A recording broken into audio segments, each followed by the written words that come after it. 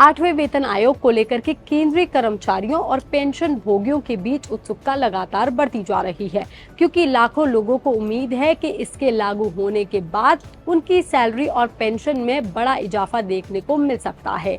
लेकिन अब सबसे बड़ी चर्चा इस बात को लेकर के है कि आखिर 8वें वेतन आयोग कब लागू होगा और अगर इसमें देरी होती है तो क्या कर्मचारियों को उस समय का एरियर मिलेगा और अगर हाँ तो कितना एरियर मिल सकता है। चलिए हम आपको बताते हैं। दरअसल सरकार की ओर से अभी तक 8वें वेतन आयोग की सिफारिशों को लागू करने की कोई आधिकारिक तारीख घोषित नहीं की गई है। हालांकि कई रिपोर्ट्स में ये माना जा रहा है कि आयोग की सिफारिशों का प्रभाव 1 जनवरी 2026 से ही लागू हो चुका है, लेकिन वास्तविक भुगतान 2027 में शुरू हो सकता है। ऐसे में कर्मचारियों को बढ़ी हुई सैलरी 2027 में ही मिलेगी, लेकिन क्या उन्हें पिछली अवधि का एरियर भी मिलेगा? तो हम आपको बता दें कि वेतन आयोगों में आमतौर पर ऐसा होता है कि अगर नई सैलरी बाद में लागू होती है लेकिन प्रभावी तारीख पहले ही होती है तो कर्मचारियों को बीच की अवधि का एरियर दिया जाता है। यही वजह है कि इस बार भी जनवरी 2026 से लेकर के वास्तविक लागू होने की तारीख तक का एरियर मिलने की संभावना जताई जा रही है। लेकिन यहाँ एक और बड़ा सवाल उठता है कि आखिर सैलरी बढ़ेगी कितनी? तो उसका जवाब छिपा है फिटमेंट फैक्टर में, क्योंकि फिटमेंट फैक्टर वही गुणांक है जिसके आधार पर पुरानी बेसिक सैलरी को नई बेसिक सैलरी में बदला जाता है। 7वें वेतन आयोग में ये फैक्टर 2.57 था, जिसकी वजह से न्यूनतम बेसिक सैलरी 7,000 से बढ़कर के 18,000 हो गई थी। अब कर्मचारी संगठनों की मांग है कि 8वें वेतन आयोग में फिटमेंट फैक्टर 3.68 तक रखा जाए, जबकि कुछ कर्मचारी संगठन इसे 3 या फिर 3.25 जैसे फिटमेंट फैक्टर की मांग कर रहे हैं। वहीं कुछ रिपोर्ट्स में 2.86 फिटमेंट फैक्टर रखने की संभावना भी जताई जा रही है। मिंट की रिपोर्ट के मुताबिक अगर फिटमेंट फैक्टर 2.86 होता है तो मौजूदा न्यूनतम बेसिक सैलरी जो कि 18,000 है उससे बढ़कर के 51,480 रुपए तक हो सकती है। अब इसमें कितना एरियर बन सकता है, इसे आप एग्जाम्पल के जरिए समझ लीजिए।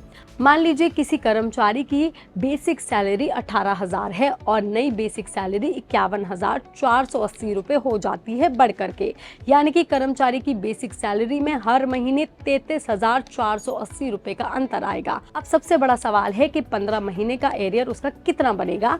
तो अगर 33,480 उसकी मासिक अंतर को अगर हम 15 महीने से गुणा करें तो कुल एरियर उसका 5,02,200 रुपए बैठता है, यानी कि सिर्फ न्यूनतम बेसिक सैलरी वाले कर्मचारी को ही 5 लाख रुपए से ज्यादा का एरियर मिल सकता है।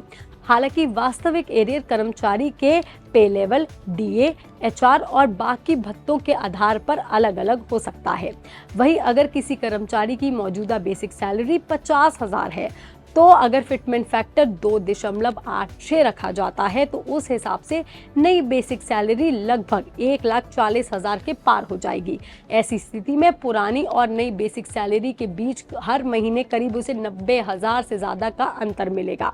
अगर इस अंतर को 15 महीनों से गुणा किया जाए तो कुल एरियर लगभग 14 लाख रुपए के आसपास पहुंच सकता है। हालांकि ये समझना भी जरूरी है कि ये सभी आंकड़े संभावित गणनाओं पर आधारित है। सरकार ने अभी तक ना तो अंतिम फिटमेंट फैक्टर घोषित किया है और ना ही वेतन संरचना को मंजूरी दी है। दरअसल 8वें वेतन आयोग का गठन नवंबर 2025 में किया गया था और आयोग को अपनी रिपोर्ट तैयार करने के लिए लगभग 18 महीने का समय दिया गया है। ऐसे में कई विशेषज्ञों का मानना है कि अंतिम सिफारिशें 2027 के दौरान सरकार को सौंपी जा सकती हैं, जिसके बाद उनकी समीक्षा और मंजूरी की प्रक्रिया पूरी होगी। इस सिफारिशों का असर करीब 50 लाख केंद्रीय कर्मचारियों और 65 से 70 लाख पेंशन भोगियों पर पड़ सकता है, यानी कि कुल मिलाकर के 1 करोड़ से ज्यादा लोग सीधे तौर पर इससे प्रभावित होंगे। फिलहाल कर्मचारियों और पेंशन भोगियों की नजर इस बात पर ही टिकी है कि सरकार 8वें वेतन आयोग की सिफारिशों को कब मंजूरी देती है, क्योंकि अगर प्रभावी तारीख जनवरी 2026 ही रहती है और भुगतान 2027 में शुरू होता है तो कर्मचारियों को सिर्फ बढ़ी हुई सैलरी ही नहीं बल्कि इस दौरान का एरियर भी मिल सकता है। ये खबर, ये जानकारी आपको कैसी लगी, आप हमें कमेंट करके जरूर बताएं। बाकी तमाम खबरों के लिए आप देखते रहिए लोकमत हिंदी।